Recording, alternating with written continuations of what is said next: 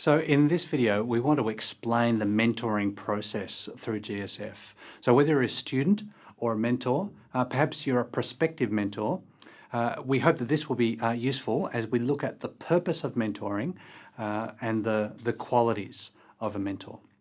Now, in order to complete the requirements for GSF, it's essential that students meet with a personal spiritual mentor. They need to have at least 3 mentoring meetings during the semester, once in each of the cycles 1, 2 and 3. You might also choose to meet again in cycle 4 to review the final reflection report that students need to complete by the end of the semester.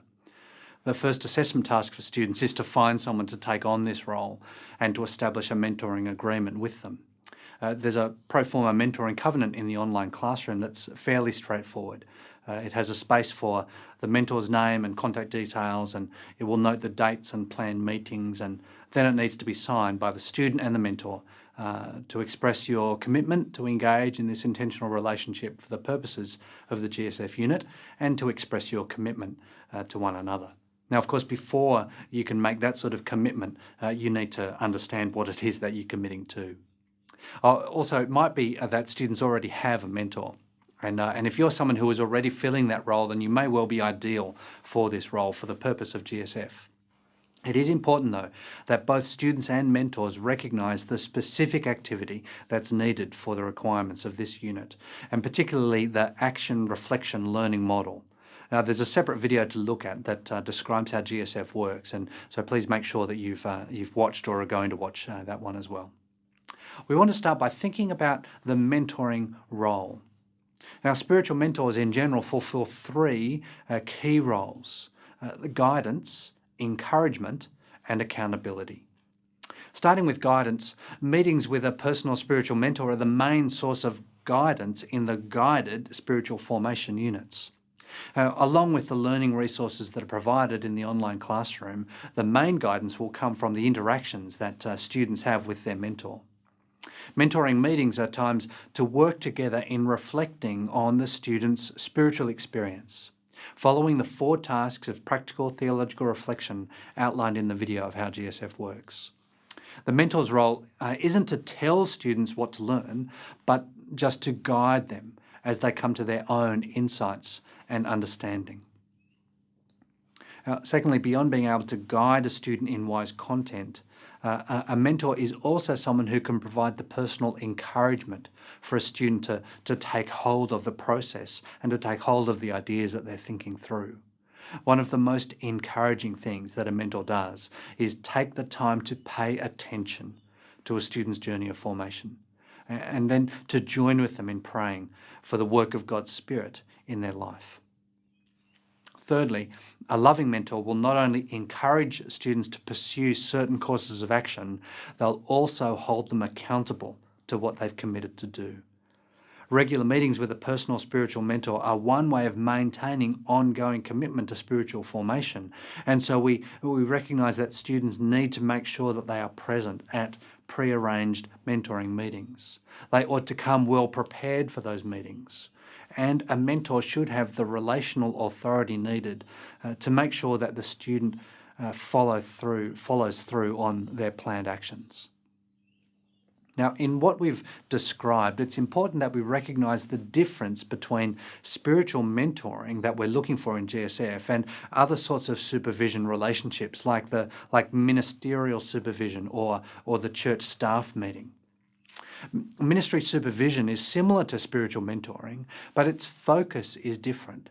It's more focused on ministry practice rather than on spiritual life. Of course, a Christian minister can't be effective in their ministry if they're not also pursuing a personal Christian life. And so ministry supervision will always have some concern for personal spiritual life, but the focus will be on the actual activities of ministry. Conversely, a healthy personal Christian life will be one that is serving others, and so spiritual mentoring will have a concern for a person's involvement in ministry, though again its major focus is on personal spiritual life. Now, staff meetings are different again. They're a time for planning and review of ministry activities. Of course, wise plans ought to be made in response to careful review. And the process of theological reflection that's pursued in GSF is a helpful model to follow for that sort of review. Clearly, there is an overlap between all of these things: ministerial accountability exercised in a staff meeting, spiritual mentoring, and ministry supervision. So you might think that the easiest way to deal with all of these is kill three birds with one stone and just have the one meeting with the one person and have 3 points on the agenda. Well, I want to caution strongly against that plan. It's important that you maintain a distinction between these roles, the roles of spiritual mentoring, ministry supervision, church staff meetings. The simplest way to do this is to have different people as spiritual mentor, ministry placement supervisor, and your boss, the person that you're accountable to in ministry. Meeting with someone other than the person to whom you're accountable for your ministry can be particularly important to free you to have open conversations about your spiritual life.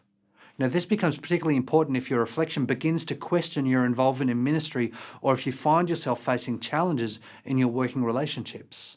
We're not talking about needing to keep secrets, hiding things from the people that you're responsible to, but to have the space to reflect on these things and to work out whether they're an issue that needs to be spoken about further or not. If you do find yourself with the same person fulfilling 2 or 3 of these roles, or find yourself as the person fulfilling a number of roles, it's vital that you're able to set clear boundaries. This can be best served by having distinct meeting times to fulfill each role.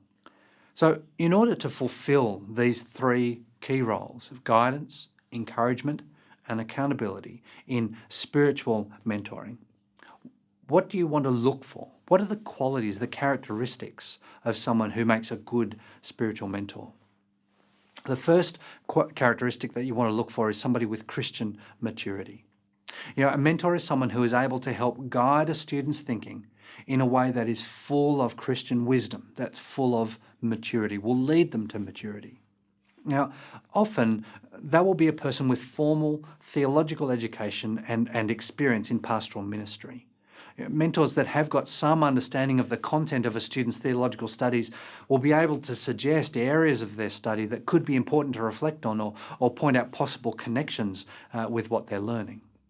But remember that you don't need formal qualifications to be a wise and mature Christian, and having them is no guarantee that you are. Often the most effective mentor is just an older believer. Is an older believer who has long experience of Christian life and service. The second quality then of a mentor is trustworthiness. A student has to be able to trust their mentor. Now, this doesn't just mean the mentor needs to be honest and able to keep confidential information. Though that's true, you need to make sure and have boundaries around that time that things shared in this conversation, personal things and confidential things, unless stated otherwise. Instead, what we're talking about here in terms of trustworthiness is speaking of a quality of personal relationship, the sort of relationship that enables the student to speak honestly about their spiritual formation. There's little point meeting with someone who is wonderfully wise and insightful and totally present if the student's not willing to share with them what's really going on in their relationship with God. The third quality then is time. Mentors must have the time available to meet with the student. Mentoring takes time. Mentors need time to prepare for mentoring meetings together, time to be fully present during the meetings, and time to pray in between meetings. There's no point having the most highly skilled and excellent mentor with good intentions, but who's just too busy in the end to keep the appointed meeting times.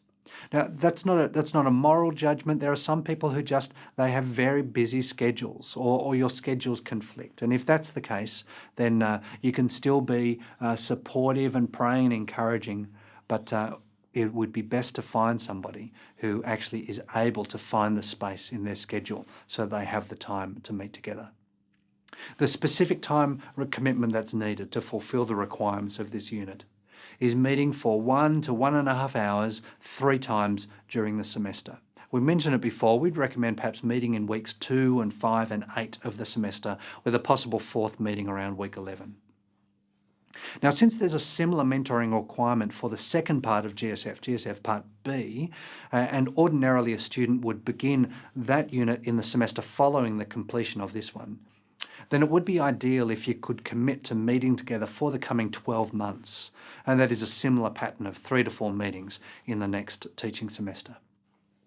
To mentors, thank you for taking on this role. For prospective mentors, thank you for considering this role. As the coordinator of the unit, I'm available to help you with any issues that arise in relation to your role as a mentor. Please let me know if there's anything that I can clarify regarding the expectations that the college has for your important work. Thank you again for your involvement with our students' ministry and personal formation.